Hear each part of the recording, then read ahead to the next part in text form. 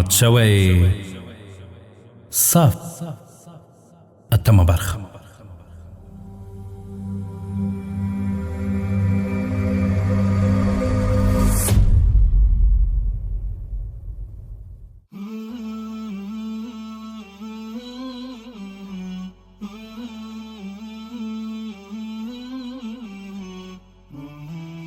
مات شوی صف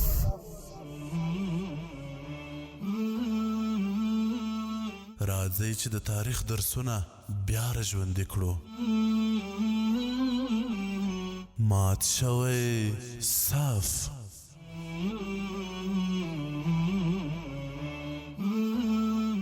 موږ یو ملت وو خو اغیار سره پردي کړو.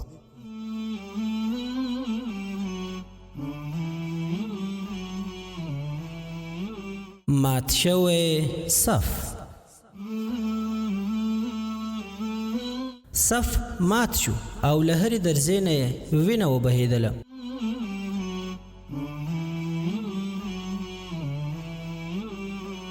مات شوی صف. مات شوی صف. تا د امت غداران پیژنې، تا د امت غداران پیژنې.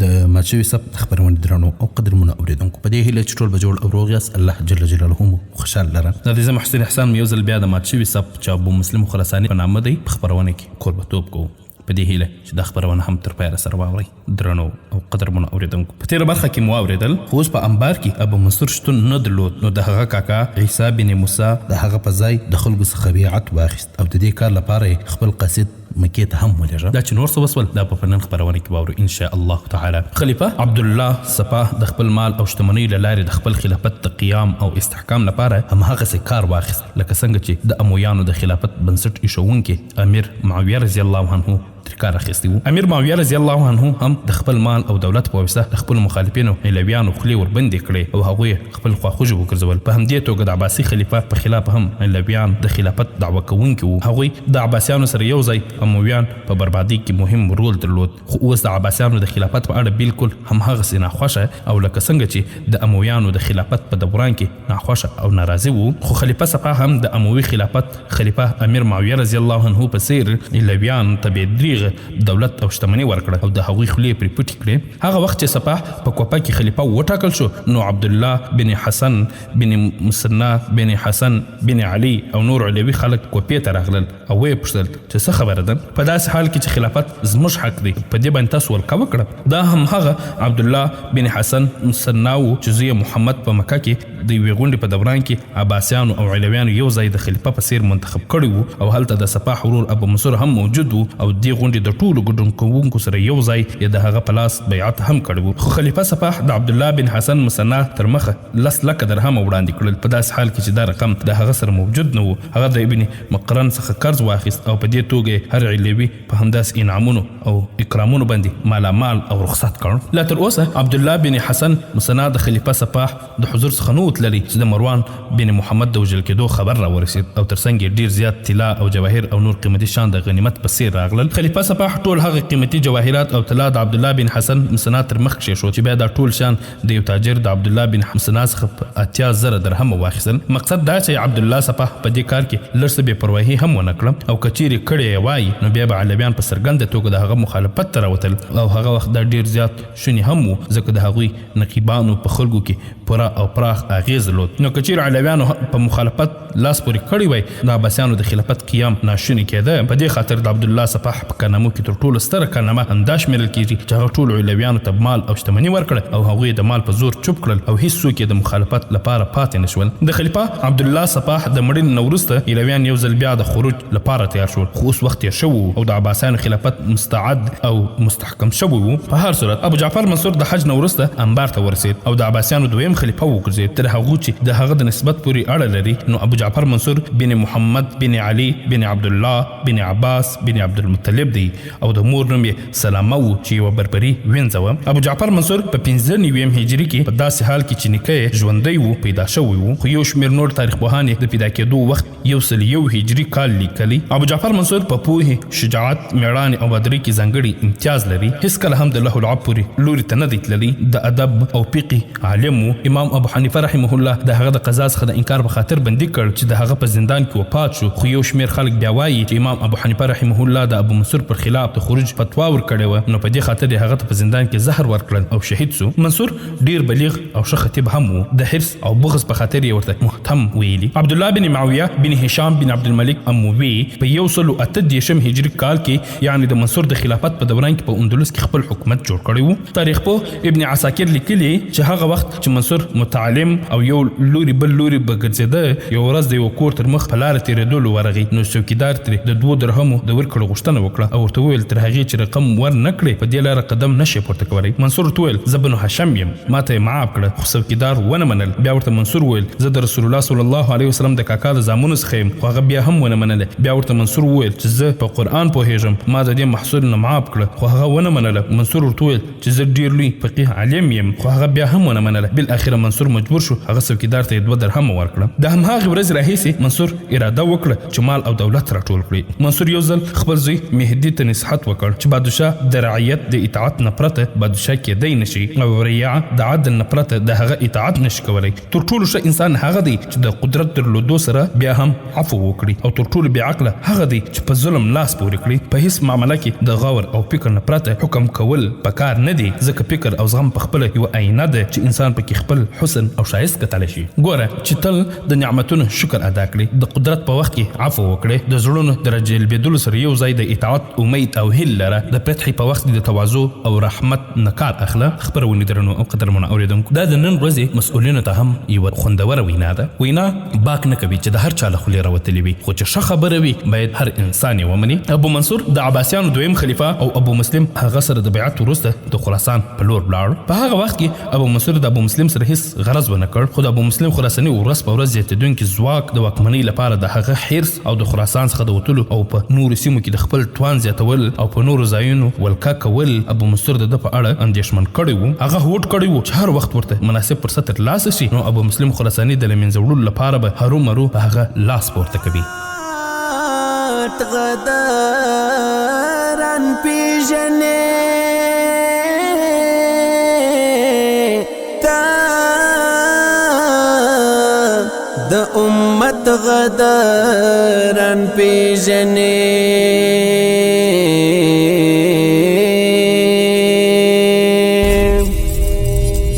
د ایوبی تاریخ په غور اورېدلی دی، هم د قتیبه او د طارق حلجي کتلی دی، هغه د خالد عمر صدیق او موسی تاریخ، هم د آسیا او افریقا د اروپا تاریخ، هم د اندلس دور او هم د عثماني دوران، نه دی پټلتان عاموي هم عباسي دوران، تا د رکنالدین او نور دین تاریخ هم لوستی دی، تا د رقب قاشم. خپرونې درنو او قدرمنو اورېدونکو، د انبار په ښار کې محمد بن اشعث د خپلې مور عباده بنت عبدالله او خور خوله بنت اشعث سره ناست او په کوم موضوع یې خبرې کولې. په همدې وخت کې د هغوی کور ته د هغه 3 کسه سالاران حریب روح بن حتم، شبیب بن رواح او حرب بن قیس رانوتل. محمد بن اشعث هغوی مېلمستون کې کېنول، په خپله هم د هغوی سره کېناست. بیا د روح بن حتم په لور مخ کړ او ورته وویل وروره ما تا ته یو ډېر مهم کار در سپارلی و، هغه دې تر کومه ورسوه. د هغه په خبره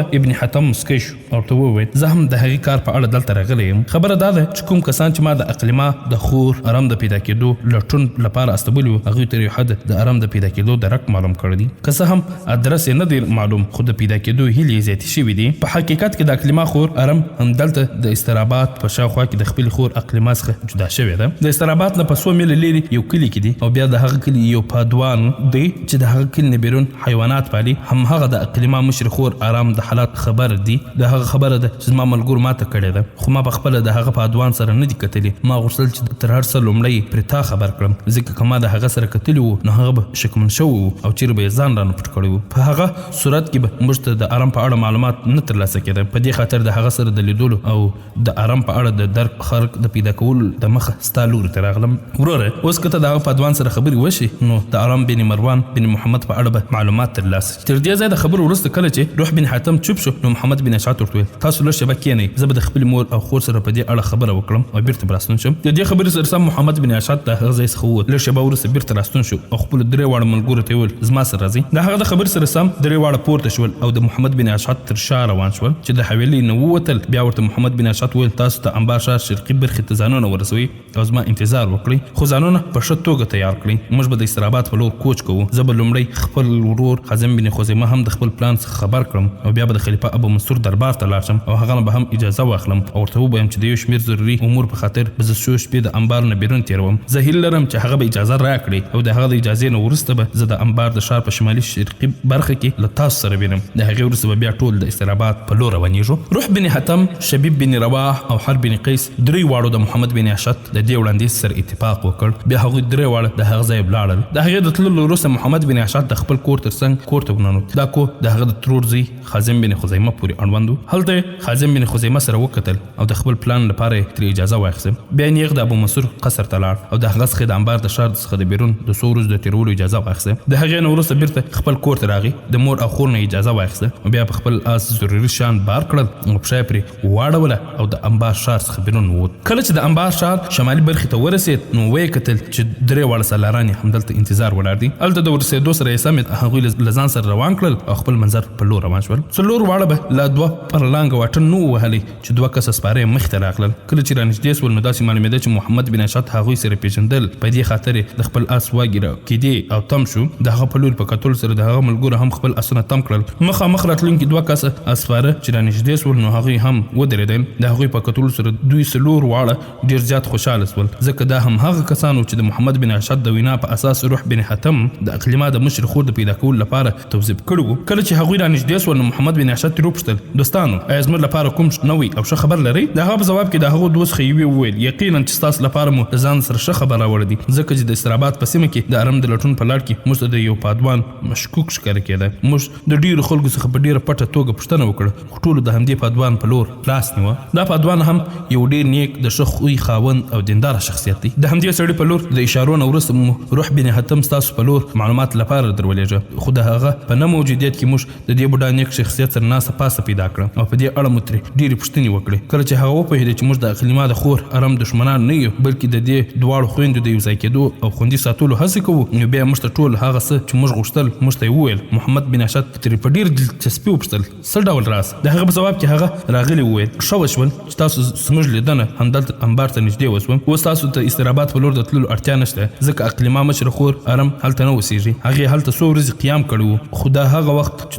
د منډو ترړو په وخت کې د خپلې خور اقلیما څخه جدا شوی و. په هماغه وخت کې د همدې پادوان په کور کې پناه اخیستی و، خو کله چې هغه پادوان ته ځان راڅرګند کړ نو هغه پادوان هم ورسره د مرستې کولو ژمنه وکړه. په حقیقت کې د ارم او اقلیما د کورنۍ ګڼ شمېر خلک هلته د دجلې په غاړه په بهتمه نومې کلي کې په پټه ژوند کوي. هېڅ چاته معلومات نشته چې دا دواړه د هغوی د کورنۍ څخه دي. د همدې شپون په کور کې د اوسېدو په وخت کې ارم هغه ته ویلي و چې دلته یې اوسېدل سم نه دي، نو په دې خاطر هغه باید د دجلې د غاړې بهته کلي ته ولاړه شي ځکه هلته یې ګڼ شمېر خپلوان اوسېږي. شپون د هغې سره ډېره مرسته وکړه او د څو کسو ساتونکو په ساتنه یې هغه د دجلې په غاړه د بهتمه کلي ته بوتلم. کله چې دغه شپون موږ ته دا راز ووایه نو بیا موږ د هغه نور تفصیل هم ځان ته معلوم کړ او هغه دا چې هلته د دجلې په غاړه د بهتمه په کلي کې د ارم او اقلیما د نورو خپلوانو تر څنګ د هغوی ماما اوسېږي. د هغه شپون د وینا له مخې چې د هغې د ماما نوم حارث بن لبید دی، د ښځې نوم یې نابقه بنت عقمه ده، یو لور او زوی هم لري. د لور نوم یې خنسا بنت حارث او د زوی نوم یې بشار بن حارث دی. د دې راغلو کسانو په دې ښځې زیر باندې محمد بن اشعث او د هغه ملګري ټول زیات خوښ شول. محمد بن اشعث خپل آس ورمخته کړ، بیا یې په شا وټپوه، شاباس یې ورکړ او په انعام کې څه نقدي هم ورکړه. بیا ورته وویل تاسو دواړه زموږ سفر را لنډ کړ او که نه موږ څلور واړه خو د دې ځای د استراباد په لور روان او غوښتل مو چې هغه بوډا څخه د دغه راز په اړه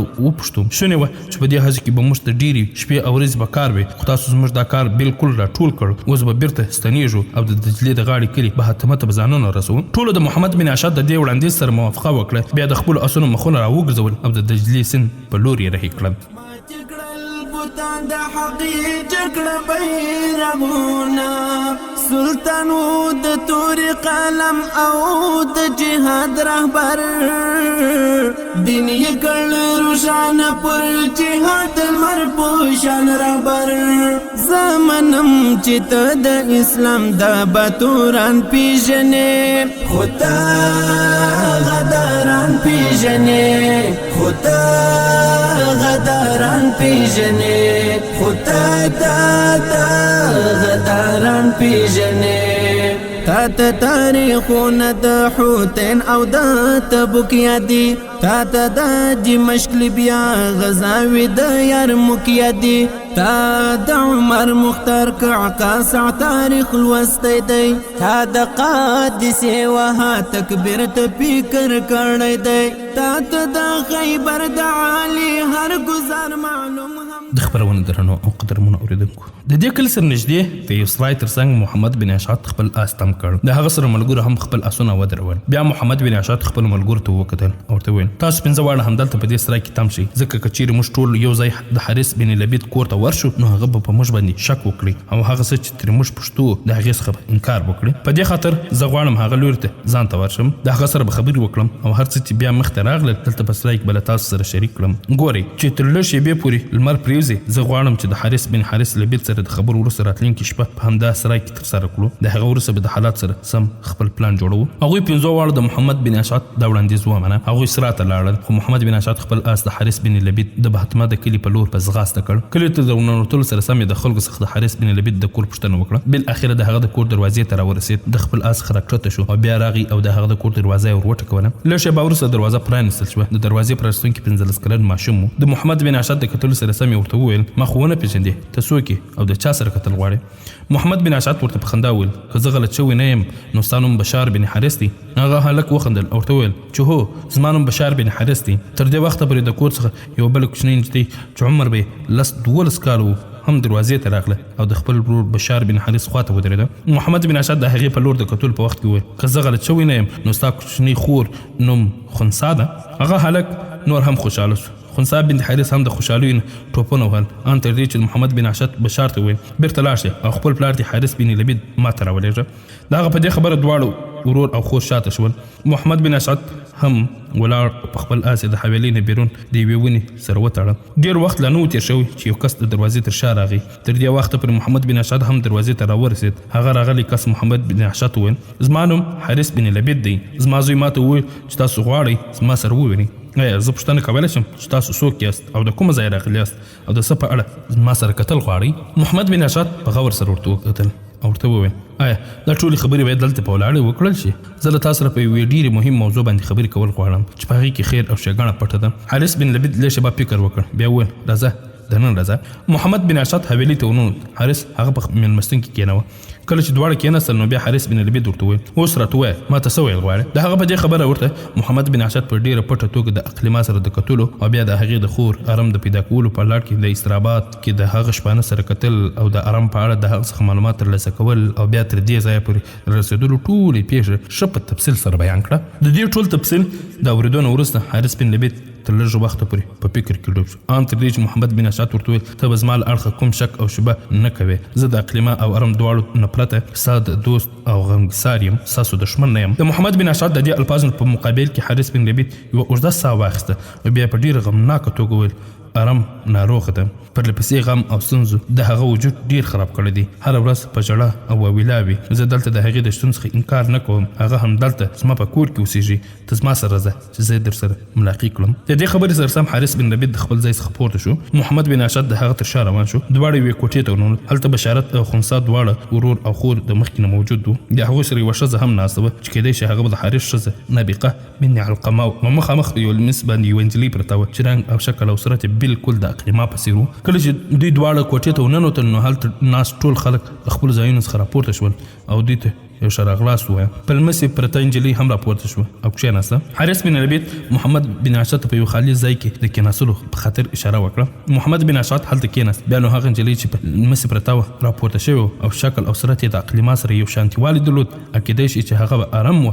حارث بن لبید د هغې خوا کې کېناست او هغې کیسه چې محمد بن اشعث حارث بن لبید ته په مېلمستون کې کړې وه هغه ټولې ټکی په ټکی دې نجلۍ ته وکړه. د دې ټولې کیسې د اورېدو وروسته هغه نجلۍ په ژور فکر کې ډوبه شوه. بیا د محمد بن اشعث په لور وکتل او ورته وویل وروره زه د دې نه انکار نه کوم چې زه ارم نه یم، زه د اقلیما مشره خور یم، خو هغه تفصیل چې تا بیان کړی دی هغه په څه ډول صحیح وګڼل شي او باور به پرې وکړل شي، ځکه چې موږ د دې نه مخته هم ډېر فریبونه او دوکې خوړل دي او زه د همدغو دوکو او فریبونو په خاطر سخته ناروغه شوی یم. د هغې په دې خبره محمد بن اشعث د خپل ځای څخه پورته شو او د خپلو کالیو څخه د هیرو یوه ګوته راویستله، د خپل لاس په ورغوي کې ونیوله او ارم ته یې ورنږدې کړه. ارم هغه ګوته پورته کړه، تر ډېره پورې په لاسو کې اړوله راړوله، بیا سر کې د اوښکو ډکې شوې او په ژړا او په سلګۍ وژړل. د دې حال په کتلو سره محمد بن اشعث د هغې په سر لاس کېښود او ورته وویل ای د مروان لورې، د ژړا او واویلا لپاره ضرورت نشته، زه ستا د ژړا په علت پوهېږم. ګوره ستا په سر زما لاس دی ورور لاس دی، اندېښنه مه کوه، زه پوهېږم چې تا ته به اقلیما رایاده شوې وي. واوره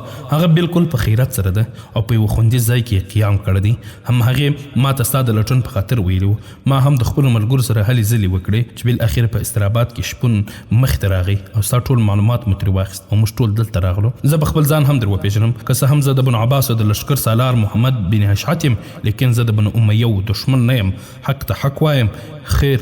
ګڼم، په دې خاطر زما خورې پر ما باور وکړه. ارم تر دې وخته پورې ځان سنبال کړی و، خپلې سترګې یې وچې کړې او هغه ګوته چې د محمد بن اشعث د ورغوي څخه اخیستې وه څو ځله ښکل کړه او بیا هغه بیرته محمد بن اشعث ته ورکړه. ورته ویل دا زما د خور اقلیما ګوته ده، همداسې یوه زما سره هم شته، دا دواړې ګوتې موږ ته مو پلار د خوشحالۍ په وخت کې راکړې وې. زما ژړا د خوشحالۍ ژړا ده چې خبره شوم چې زما خور اقلیما ژوندۍ ده. ما خو داسې ګڼلې وه چې موږ د دواړو د جدا کېدو وروسته به معلومه نه وي چې هغه به چیرې وي او یا به د چا په لاسو وژل شوی وي. ستا راتګ او ما ته د دې ګوتمۍ راښکاره کول ما ته د ډېر اطمینان او خوشحالۍ سبب وګرځېدل. زه پر تا باور او اعتماد کولی شم، که څه هم تاسو د بنو عباس او د لشکرو سالار یاست. په ځواب کې محمد بن اشعث ورته وویل زما خورې له ما سره زما 5 کسه ملګري دي، ما هغوی د دې کلي نه بیرون په یو سرای کې تم کړي دي. اوس راته دا ووایه چې ته د اقلیما په لور جرجان ته د تللو تیار یې او که موږ اقلیما تا ته دلته راولو زه به په جرجان کې څه وکړم. په حقیقت کې موږ دواړو پرېکړه کړې وه چې موږ به د دې ځای د اندلس په لور ورځو، هلته زموږ ګڼ شمېر خپلوان اوسېږي.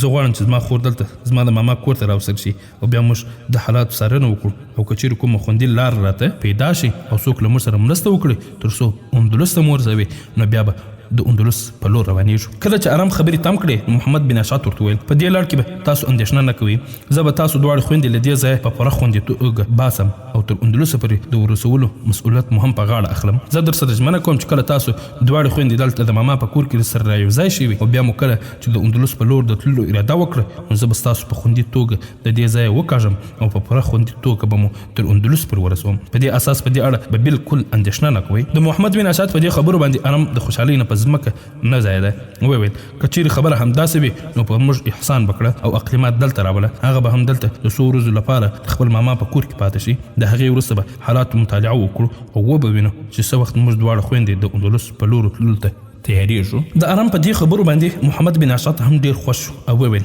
زه اوس ځم، ځکه د کوم کار لپاره چې راغلی وم خطر سره شو، اوس سرای ته ځم ځکه هلته مې ملګري زما انتظار کوي. نن شپه به موږ همدلته په سرای کې تم کېږو، سبا سهار به د هغه ځای کوچ کوو او د جرجان په لورې به ورځو او د هماغه ځای به اقلیما رااخلو او بیرته به یې تاسو ته دلته تسلیمېږو. محمد بن اشعث غوښتل لږ څه نور هم وایي چې حارث بن لبید یې په خبرو کې ورولوېد او دا څنګه ممکنه ده چې په منډه راغلی او بیرته په منډه روانې؟ دا خو د ارم او اقلیما د ماما کور دی، تاسو زما لپاره ډېر عزتمن میلمه یاست، موږ به تا د میلمستیا پرته پرېنږدو چې ولاړ شئ. په ځواب کې ورته محمد بن اشعث وویل آیا دا زما لپاره کم و چې ارم ما ته په خپل ورور او ما هغې ته خپله خور وویل ما به د دې نه زیاته نوره خوشحالي چیرې وي؟ ما ته دلته زیات پاتې کېدل ښه نه دي، تاسو یې بده ونه کړئ. زما سره نور 5 کسه ملګري هم دي چې په سرای کې مې ډېره کړي دي، په دې خاطر زما د دې نه زیات دلته تم کېدل مناسب نه برېښي. اوس به په راتلونکي سهار له دې ځایه کوچ کوم او نیغ به د جرجان په لور سفر کوم تر څو اقلیما سره ووینم او هغه د هغه ځای راولم. محمد بن اشعث آیا زه پوښتلی شم چې تاسو نن سبا چیرې اوسېږئ؟ په ځواب کې محمد بن اشعث وویل زه خو د انبار په ښار کې اوسم،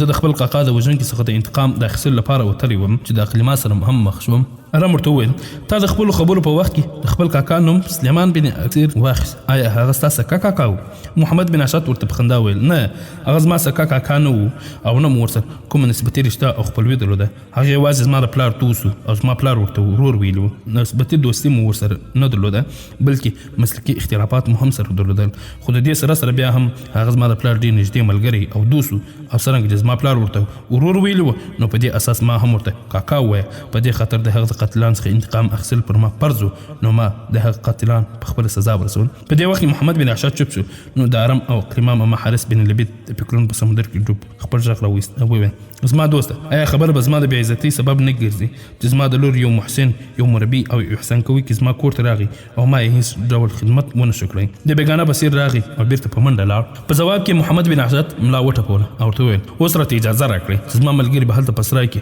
په ډېره ناکرارۍ سره زما انتظار کوي. موږ یوازې همدا نن شپه هلته آرام کوو او سهار ترې کوچ کوو او د جرجان په لور حرکت کوو. زه هیله لرم چې ډېر ژر به وتوانېږم چې د اقلیما سره یو ځای دلته راشم. د محمد بن عشاد په دې خبرو ارم ډېر خوشحاله شوه. پاتې خلکو هم د اطمینان ساه واخیستله. بیا محمد بن عشاد اجازه واخیسته او د هغه ځای رخصت په خپل آس سپور شو او نیغه هغه سرای ته ورغی چیرې چې نور ملګري دېر شو. هغه شپه یې همدلته په سرای کې وکړه. بله ورځ سهار د لمانځه د ادا کولو وروسته د هغه سرای څخه رخصت شو او ټول یو ځای د جرجان په لور کوچ وکړ. شد چې د دین مبین همداس پایان پیژنې خدا غداران پیژنې خدا غداران پیژنې خدا غداران پیژنې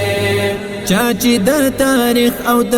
اسلام لمن دغدار کړه ته د عبد الله ابن سبا ابن ملجم پیژنې حجاج بن یوسف د ظالم پیژنې ته ابو مسلم خراسانی اتا ترک پیژنې چا چې موزیوال اوره کې دلو ته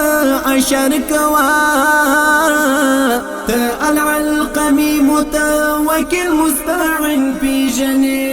ته به شیخ سنان علی خان او میر جعفر پیژنې ته ایمان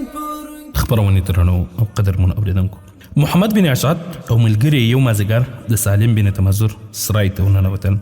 د هغوی په کتلو سره سالم بن تمازر او عدي بن عمیر په منډه د هغوی لوري ته راغلل. در دې وخته پورې محمد بن عشاد او ملګري د اسونو څخه راکښته شوي. د سالم بن تمازر د اشارې سره سم د هغه خادمان متحرک شول. نو محمد بن عشاد او د هغه ملګرو اسونه اخور ته بوتلل او سالم بن تمازر او عدي بن عمیر په ډېره خوشحاله توګه د محمد بن عشاد سره ورغاړه وتل. بیا محمد بن عشاد د روح بن حاتم په لور وکتل او وویل د ټولو ملګرو سره یو ځای ورننوځئ. زه د سالم بن تمازر او عدي بن عمیر سره د اقلیما په اړه لږ څه خبره کوم. د خبرې سره سم روح بن حاتم د خپلو نور ملګرو سره یو ځای سرای ته ننوت. د هغوی د تللو وروسته محمد بن عشاد تر یو وخته پورې چوپ ولاړو. بیا سالم بن تمازر او عدي بن عمیر ته مخ کړ او ورته ویل آیا تاسو دواړه د اوس د اقلیما سره زما د لیدو لپاره زمینه برابرولی شئ؟ د محمد بن عشاد په خبرو باندې دواړه سالم بن تمازر او عدي بن عمیر حیرانتیا ښکاره کړه. په پلټونکي توګه د هغه په لور وکتل. په ځواب کې محمد بن عشاد په خندا وویل تاسو د سحرونه څرګندېږي چې زما په دې خبره باندې تاسو دواړه څه اندېښمن شانته شوئ. داسې کومه خاص خبره نشته. تر دې ځایه د خبرو وروسته محمد بن عشاد تم شو. شاوخوا یې وکتل ځکه چې په همدې وخت کې سالم بن تمازر زوی سعید بن سالم د کومې لوري رامنډې وهلې. په رانږدې کېدو سره د محمد بن عشاد سره ورغاړې وو. د دې وروسته بیا محمد بن عشاد د سالم بن تمازر او عدي بن عمیر په لور په کتلو سره وویل ما د تاسو دواړو څخه د اقلیما بنت مروان سره د کتلو هیله څرګنده کړې ځکه چې زه د هغې د مشرې خور ارم په پیدا کولو کې بریالی شوی یم. د محمد بن عشاد په دې خبرو په اورېدو سره سالم بن تمازر او عدي بن عمیر دواړه ډېر زیات خوشحاله شول. په دې وخت کې د سعید حال هم ډک و. څو ثانیې محمد بن عشاد په لور په ډېر غور او دقت سره وکتل او بیا منډه کړه او حویلۍ ته یې ځان ونیسه. سالم بن تمازر د محمد بن عشاد په لور په کتلو سره سکوت مات کړ او هغه ته وویل محمد بن عشاد تا خو زموږ په خوشحالیو کې دوه عمره زیاتوالی راوست. اوس ما سره راځه. اقلیما خو به د دې خبرې په اورېدو سره ډېر خوشحاله شي. د دې خبرې سره سم سالم بن تمازر او عدي بن عمیر او محمد بن عشاد درې واړه د حویلۍ په لور روان شول.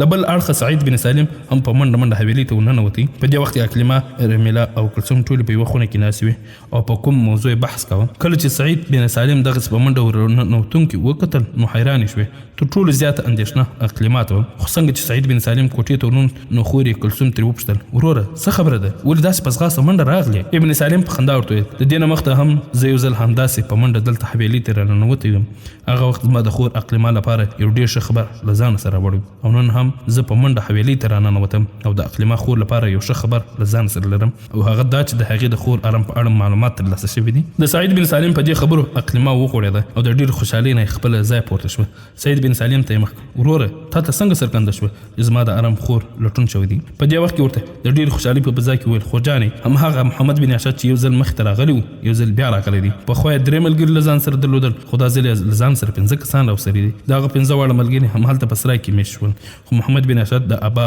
او عم عدي بن عمير سره یو ځای زموږ کور ته روان دي د سالم بن تمازر د دې خبرې په مقابل کې اقلیما سویل غشتل په همدې ساعت کې محمد بن اشد د سالم بن تمازر او عدي بن عمير سره یو ځای د هغوی حویلی ته رانول او نه هغه کوټې ته لاړ چې اقلیما رمیلا او کلثوم درې واړه ناسوي څه وخت چې ټول په خپل ځایونو کې ناسل نو بیا محمد بن اشد د اقلیما ته مخ کړ او په خبرې ورته پیل وکړ ای بنت مروان ما ستا لپاره لزان سره خوش خبري راوړې ده ما ستا خور آرام پیدا کړې ده خو زما څخه یو غلطي شوې ده اقلیما ترې په پوښتنې توګه وپوښتل څه ډول غلطي ستا په لور راتلو نه مخکې ما ته په کار و ستا د مشر خور آرام څخه د هغه ګوتمۍ واخلم چې نمونه یې ما ته راکړې وم کله چې ما تا ته دغه ډول دواړه ګوتمۍ راوړې وای نو تا به پر ما باور کړی وي چې ما په رښتیا هم ستا خور آرام پیدا کړی خو اوس محمد بن اشد تم کړی شو ځکه چې په دې وخت کې ورته اقلیما وویل ته زما د جذبات او احساسات په اړه غلطه انګېرنه لرې ځکه په داسې حال کې چې ما یو ځل پر تا باور او اعتماد کړی دی نو بیا د بې باورۍ څرګندونه ولې کوم که چیرې ته وایې چې ستا خور آرام په پلټنه کې بریالی شوی یم نو بیا خو زه حقیقت کړم په دې وخت محمد بن اشد د آرام د پلټنې لپاره لومړی استراباد په لور د تللو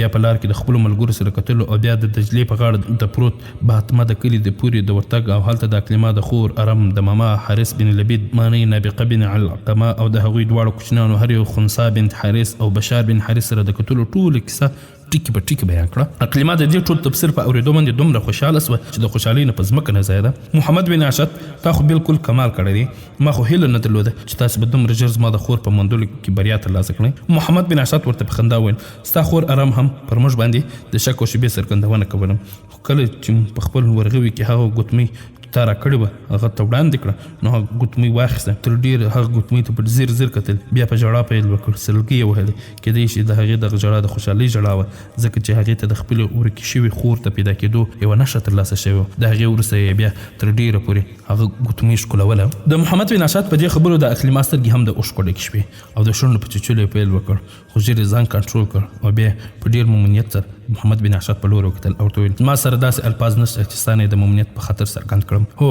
زه له تا سره ژمنه کوم چې کله موږ ته فرصت ترلاسه شي نو موږ دواړه خویندې به ستا د دې احسان بدله هرومرو درکوو محمد بن اشد ورته په خندا وویل او ورته ویل د مروان لورې دا ته څه ډول خبرې کوې ما خو دا کار د کوم انعام یا کوم بل مقصد لپاره نه دی کړی داسې یې وګڼه چې دا زما په دندو کې وو چې د تکمیلولو لپاره یې زه اړ وم خو هغه څه چې ما کول ومې کړل او چې زه له تاسو څخه غوښتنه لرم چې ته څه وخت زموږ سره د تللو لپاره تیارېدی شې تر څو له ځان سره د دجلې د غړي آباد کلي بهتمه ته بوځم اقلیما ورته په خوښۍ سره وویل اوس خو تاسو د یوه اوږده سفر څخه راغلي یاست ستړي ستومانه به یاست تاسو د آرام کولو ضرورت دی زما نه په دې اړه پوښتنه مه کوئ هر وخت چې تاسو د سفر لپاره تیار شوئ هماغه وخت به زه له تاسو سره د سفر لپاره تیار اوسم تاسو ماته په یو وخت کې 2 خوشحالۍ راکړې یو د خپلې مشرې خور آرام د کتلو او بل زما د ماما مانی او د هغوی د کوچنیانو د خیر او عافیت په اړه حال چې د دې نه مخکې هغوی په دې مشک کې اوسېدل زما په اند چې هغوی به د احتیاط په خاطر خپل د هستوګنې ځای بدل کړی وي او په یوه داسې ځای کې به آباد شوي چې هیڅوک یې هلته ونه پېژني تر څو خوندي پاتې شي په هر حال هغوی ډېر ښه کار کړی دی کله چې اقلیما چوپه شو نو محمد بن اشد ورته وویل اوس خو زما ملګري هلته په سرای کې دي زه هم د هغوی خواته